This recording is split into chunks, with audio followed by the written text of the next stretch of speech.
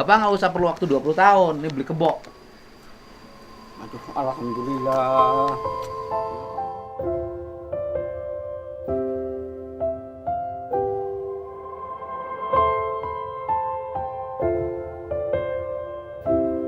Halo Sobat Poin, jujur video KDM kali ini membuat saya terdiam dan menahan napas. Ini bukan hanya tentang kerbau yang mati, tapi tentang satu fragmen kehidupan petani tua Indonesia yang berjuang melawan kemiskinan, waktu dan sistem yang kadang kejam. Video ini bercerita tentang Kisoya, seorang kakek yang menurutnya sudah berusia 95 tahun. Ia harus kehilangan satu-satunya aset, kerbau kesayangan berusia 25 tahun akibat tersetrum. Yang paling menyakitkan, Kisoya butuh waktu 20 tahun lagi untuk bisa membeli kerbau kecil yang baru. Pertanyaannya, mengapa sesulit itu? Apa yang kita lewatkan dari potret nyata kehidupan petani di Indramayu ini? Mari kita tonton perkenalan dan kisah pilu dari Kisoya. Bentar ya. Iya. Kemarin nangis tuh kenapa? Ya, Sini duduk. kehilangan peliharaannya, Pak. Peliharaan apa? Bo. Kebo. Ya, Oh. Kebo. Kebo. Diurus sejak umur Kecil. berapa? Di waktu brojol dari indungnya itu. Indungnya kemana? Dulu jual. Dijual. Jual. Kenapa indungnya dijual? Ya namanya, Kebo betina nggak boleh dijual, kalau jantan boleh. iya. Itu yang jantan, yang betina tuh enggak. Masih ada? Enggak ada, ini satu-satunya, Pak. Lah katanya kan brojolan. Ya, Berarti kan ada induknya. Ada. Induknya kemana? nah dijual. Gitu. Iya, sama siapa? Sama apa ya? Palen. Kalian itu sopo? Ya paling namanya jagal sih, orang yang biasa motong Oh bukan, sapi. maksudnya yang kebo betinanya punya sopo. Oh, betinanya punya saya, Pak. Dijual? Sekarang. Dulu Dulu mah dijual, Pak. sama siapa? Sama saya. Kenapa dijual? Ya namanya untuk makan anak-anak. Lu masa makan jual kebo? Ya iya kan, beli berasnya itu, Pak. Masa beli beras jual kebo? Aduh, ya namanya orang apa ya, nggak punya padi, nggak punya sawah. Ya di sana ya, kan banyak sawahnya. betul, sawah orang, Pak. Bapak kan bisa ikut drep. Bisa. Nah, kenapa nggak drep? Kan ada kekurangan anak-anak kecil itu harus sekolahkan. gitu, Oh, Pak. punya anak berapa? 8, Pak. Banyak banget bikin anaknya. Ya alhamdulillah sih. Kenapa nggak dikurangin dikit gitu loh? Lah ya waktu zaman dulu itu Ya Allah, lihatlah tatapan mata Kisoya saat bercerita.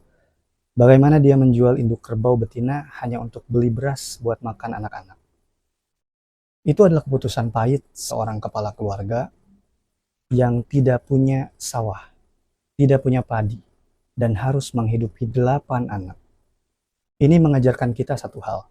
Bagi orang seperti Kisoya, kerbau bukan sekedar ternak. Itu adalah bank hidup mereka. Saat KDM bertanya, mengapa induknya dijual? Kisoya menjawab, yang namanya untuk makan anak-anak. Jawabannya sederhana, namun menghantam realitas, bahwa satu aset terpaksa dikorbankan demi kelangsungan hidup harian. Emang Bapak kelahiran tahun berapa? masih ada Jepang, Pak. Waktu zaman Jepang Bapak masih ingat? Kalau itu sih ingat, Pak. Umur berapa Bapak zaman Umur Jepang? seginilah. Zaman Jepang umur segitu 5 tahun. Iya, kurang langkungnya. Oh, kurang langkung. Zaman Iya, kurang Jepang langkung. 5 tahun. Sekarang tahun Tahun 2025. 25. Jadi umurnya sudah Kemungkinan perkiraan 90 ya mungkin segitu, Pak. 95 tahun. Ya 95. 95. Yang bener Bapak umur Betul. 95. Betul. Ya kalau tahun 70-an berarti Bapak seusia ibu saya. Ya kemungkinan. Sama bapak saya seumuran. Ya. Tahun 60 itu saya sudah kerja, Pak. Di mana? Di Ini tempat. 95 tahun ini. Iya. Oh pantas kalau zaman dulu berarti seangkatan. Bapak saya kan 9 anaknya. Berarti Bapak seangkatan bapak saya. Mungkin barangkali, Pak. Kenapa saya sih nggak disekolahkan waktu zaman dulu? Ah. Ya. Jadi, aduh, gimana ya? Ya gimana ya? Nah, namanya orang tua saya tuh orang nggak punya. Emang suka pakai ikat? Ini belangkon beli, Pak. Bukan ngedadak. Baru sekarang? Iya. Sebelumnya enggak? Ya belangkon yang persegi 4 itu ada. Suka pakai. Pakai. Kalau ke sawah suka pakai. Enggak lah. Nah, kemana? Ya namanya kalau ke sawah tuh pakainya sotom-sotom itu. Oh, pakai cetok. Ya. Oh. Tuh. Nah, ya wes, jangan ngomongin belangsak. Tahun 1930 nggak ada orang kaya sedikit. Iya. Semua juga belangsak. Belangsak Tapi waktu itu pada punya tanah luas-luas. yang punya Pak, yang Nggak pada punya waktu itu, asal mau matok dapat. ya Hmm. orang tua saya kurung Pak. Namanya kurung itu kurung nyangkul. Kurung ini tempat Ya. nyimpan ayam, namanya kurung. Iya, itu kurungan. Terus, Cari nafkah untuk oh iya, orang bahasa Indramayu. iya, Nah, orang tuanya suka kuli kurung. nyangkul. Iya, nyangkul, terus nanam padi. Nanam padi. Nah, kemudian nanti panen. Panen. Pulangnya bawa padi. Ya, Itu namanya kurung. kurung. Itu bahasa Subang sebelah sana. Iya. Nah, orang-orang yang nggak punya sawah, Iya. dia biasanya pergi Pergi. melewati desa ke desa yang lain. Iya, iya gitu. Kemudian kurung. kurung. Nah. Ini ada tamu katanya, ada tamu dari mana ini? Saya dari Indramayu, Pak. Ah, Iya, iya, iya. Kok anak muda-muda itu kurung sih? ah. Bisanya ngurung nyangkul. Nyang. Dan coba kita bayangkan, Kisoya ini lahir di era Jepang. Artinya ia benar-benar pejuang hidup yang sudah melalui berbagai macam masa sulit. Di usia yang seharusnya beristirahat, 95 tahun, ia masih harus bekerja kulih kurung. Itu adalah sebuah istilah untuk buruh tani yang mencangkul dan menanam padi milik orang lain. Nah, sekarang kita akan masuk ke momen paling emosional. Kehilangan kerbau jantan yang ia rawat 25 tahun. Kenapa kerbau ini begitu spesial? Mari kita tonton. Itu. Nah, ceritanya itu, Ya. Bapak kenapa nangis? Ini sih waktu lahir itu kan dari kecil sampai gede. Oh, dari brojo sampai Dari gede itu brojol, kebo, iya. diurus. Terus Sampai berapa tahun? kurang lebihnya 25 itu induk itu. 25. Sebelum Zaitun datang di Ampera atau Induknya umur 25 tahun. bukan ini yang mati. Yang matinya itu. Yang matinya umur 25 tahun. Iya. Tua amat sih Sak. Iya. Ada karbonnya itu di itu. Apanya yang ada? Di apa di HP Apanya? karbonnya. Karbon. Kebo. Ya tahu potok kebonya. Iya. Emang potok kebonya umur 25 tahun. Benar. Apa nggak ketuaan? Udah tablo-tablo. Oh, tablo. Tablo totol hitam, merah, hitam, merah. Oh, jadi udah tua. Walaupun udah tua juga masih bisa makan sih, Pak. Jadi gini aja, kebo Ya, ya. itu diurus oleh bapak waktu bapak umur berapa? Udah punya anak 3 kalau nggak salah. Jadi bapak punya anak 3, kebonya lahir, Iya, ya kan? Iya. Kebonya lahir. lahir. Bapak bikin anak 6 lagi, Ya, ada bikin anak 5 lagi, iya, bukan kebonya masih hidup. masih. Kebo. Iya. Nah, kebo itu suka bajak, Waktu dulu bajak, Pak. Sekarang ada kolektor nggak laku, Pak. nggak ada laku. Nah, terus ngapain bapak pelihara kebo udah umur 25 tahun, tiap hari dikasih makan? Apa nggak capek kalau nggak dijual? Namanya nggak punya tanah, jadi saya akan melihara itu. Kan gini Pak, Ya. kan kalau melihara sapi kan harus produktif atau kebo. Iya. Dipelihara gede setahun, 2 tahun dijual. Jual. Kemudian pelihara yang kecil lagi 2 tahun dijual. Jual. Ya kalau 25 tahun nggak dijual-jual gimana? Nah, itu ceritanya kan gini ya. Heeh, Kerbau hitam itu heeh, lahir heeh. anaknya bule, jadi saya pelihara itu. Lahir anaknya bule. Bule. Tuh. Ibunya bule. Enggak hitam, Pak. Oh, dia waktu itu lahirnya bule. Iya. Tapi kan sekarang dulu bule, kenapa hitam sekarang? Enggak. Dulu itu induknya hitam, lahir itu bule, jadi dipelihara. Iya bukan, berarti kebo itu bule Iya, waktu lahir. iya. Kenapa sekarang jadi hitam? Enggak. Dulu itu dulu itu hitam. Ah. Saya dikasih bukan dikasih maro Sama sama Pak Endan. bukan. Kan kebo itu lahir dari kebo bapak yang betina. Iya. Kan bukan bule. Bule. Oke, kebo bapak lahir bule. Ya, tapi induknya itu pertama-tama Pak ya. Heeh. Pertama-tama saya pelihara hitam. Mm-mm. lahir itu bule. Ya kebo yang meninggal itu waktu lahir bule. Iya, Tapi kemarin hitam waktu ada di video. bukan bule, Oh, waktu di video itu kebo bule. udah bule. Bukan hitam. Bukan. Bukan tablo-tablo. Tablonnya sini. Iya. Jadi kebo yang bapak meninggal, yang bapak nangis itu bule. bule. Nah terus karena kebo bule, bapak nggak mau jual.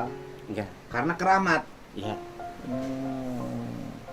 Jadi itu kebo keramat. keramat. Jadi nggak mau jual. Enggak. Walaupun bapak capek ngurus 25 tahun. Biarin kalau istilahnya Jadi sampai dia mati nggak akan dijual. malah dikubur kemarin kan kesetrum. Ya artinya niat bapak dalam hati Ya. sampai mati tidak akan dijual. Yo, mati mah dikubur, Pak. Bukan maksud saya Mhm. sampai kebo itu mati tidak akan pernah dijual. Ya kalau udah mati dikubur, artinya bapak tidak akan pernah jual kebo itu. Iya. Karena itu kebo dianggap keramat. keramat. Karena waktu lahir bule. Bule. Kenapa kebo bule dianggap keramat? Ya namanya kata orang-orang. Oh kata orang. Iya, bulunya juga ada yang minta gitu. Oh, suka ada yang minta. Ada gitu, Pak. Pokoknya kebo kesayangan deh ya. Kesayangan. Dikasih makannya apa itu? Ya rumput, Pak. Oh rumput. Iya, Oh, oh. rumput. Tapi sama kebo itu sayang banget ya. Sayang. Sama saya juga kalau udah punya domba kesayangan, sapi kesayangan nggak akan dijual sampai mati nggak akan Iya. dijual.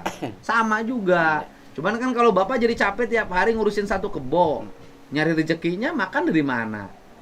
Kan kebonya nggak dijual. Ya kan kalau angon sudah angon, Heeh. ikat Heeh. dari kandangnya, Heeh.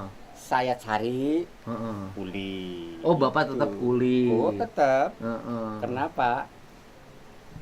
Karbo itu enggak berlaku tenaganya pakai nyingkal. Oh, oh. Nggak pernah dipakai ini. Ya dulu sih pakai. Dulu pernah. Iya, iya. Walaupun kebo bule tetap oleh bapak pernah pakai nyingkal. nyingkal. Pakai ngawuluko. Ya, belum.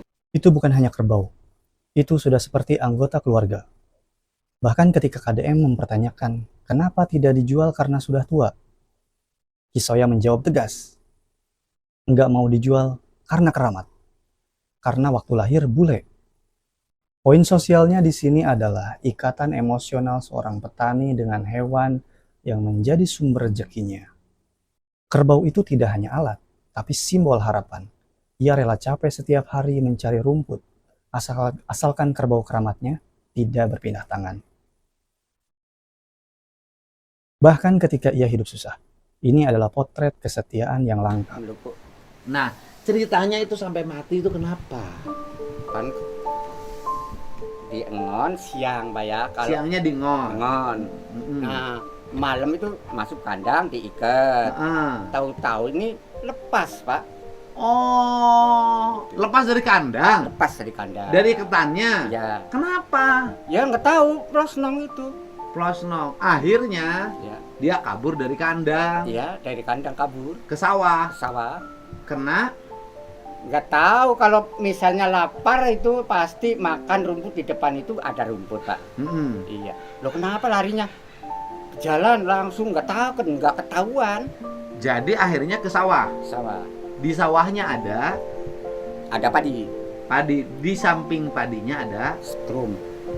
Oh, setrum itu untuk apa? Untuk nyetrum ama tikus katanya. Oh, jadi kalau ada tikus ke sawah ke setrum. Strum. Itu korbannya udah banyak yang begitu.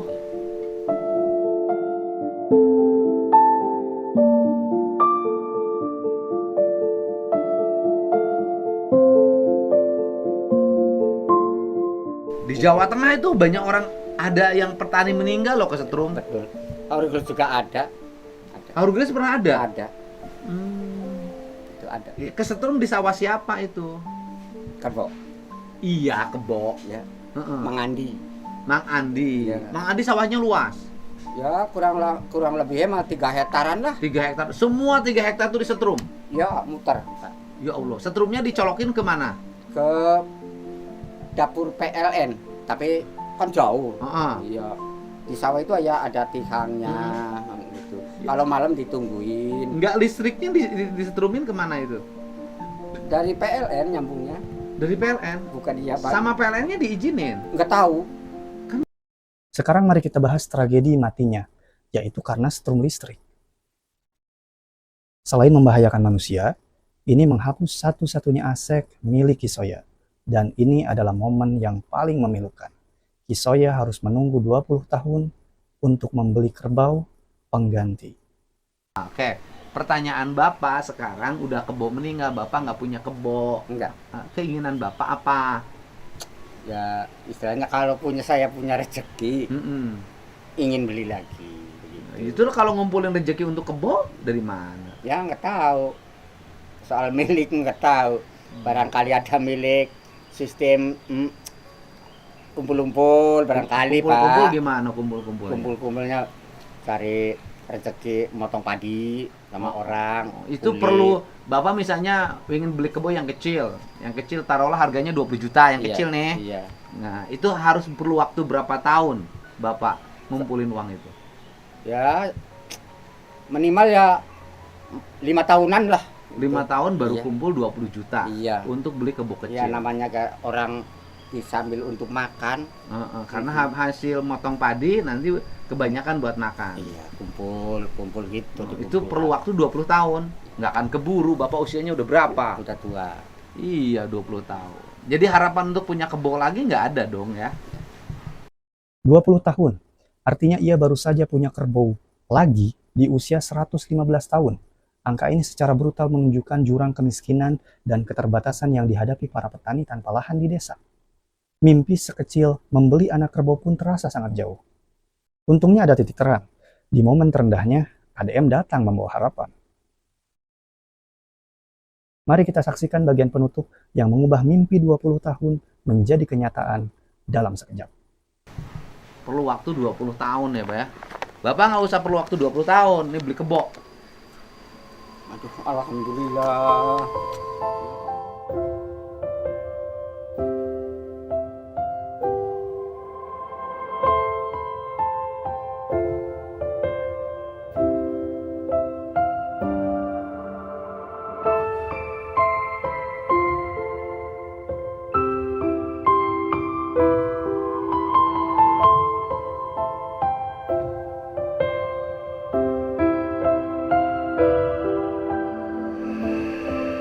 Alhamdulillah. Tapi Pak, aduh, ampura sing sukses Pak. Amin. Mong masyarakat saya pilih. Nggak usah dihubungin sama politik sama pilihan. Bapak punya kebonya mati, kasihan sampai nangis-nangis. Iya, aduh. Ya Allah, ya Rasulullah, ya Rasulullah. Ingat saya nggak untung nggak soak Pak, bener. Iya, udah uangnya masukin. Oh, iya. Uangnya biar nggak soak. Uangnya masukin, besok beli kebo. Momen ketika KDM berkata, Bapak nggak usah perlu waktu 20 tahun. Nih, beli kebo. Rasa syukur Kisoya begitu tulus, seolah beban 20 tahun terangkat dari pundaknya. Ini adalah salah satu kekuatan Kang Deddy Mulyadi. Ia memberikan solusi nyata, bukan sekedar janji. Namun, di luar bantuan ini kita harus ingat, Kisoya bukan satu-satunya.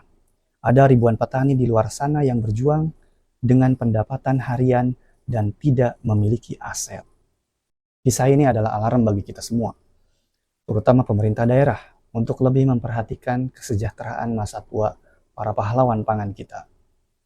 Kita perlu memikirkan solusi sistematik, asuransi ternak untuk petani miskin, program pensiun khusus bagi buruh tani, atau subsidi modal ternak.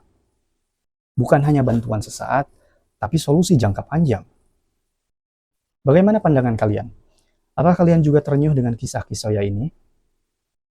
Tuliskan komentar kalian di bawah, dan jika kalian merasa channel ini memberikan nilai tambah dalam menganalisis isu sosial seperti ini, jangan lupa like, share, dan subscribe. Sampai jumpa di video berikutnya.